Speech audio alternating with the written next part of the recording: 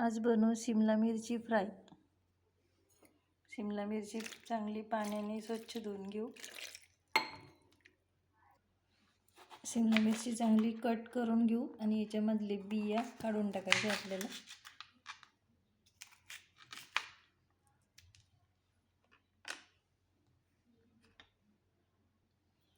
अशी लांब आकाराची कापायची आपल्याला मिरची।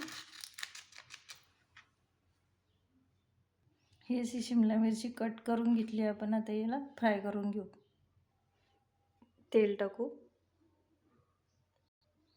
मोहरी टाकू,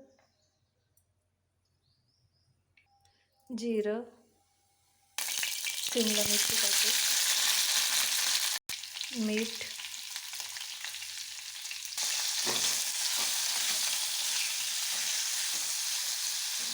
याला 5 मिनिटं शिजवून घेऊ। 5 मिनिटं झाले। आता मिरची चांगली फ्राय झाली। अर्धा चमचा तिखट टाकू, 2 चमचे शेंगदाण्याचं कूट टाकू, चांगलं मिक्स करून घेऊ याला। थोडंसं लिंबू पिळायचं वरून।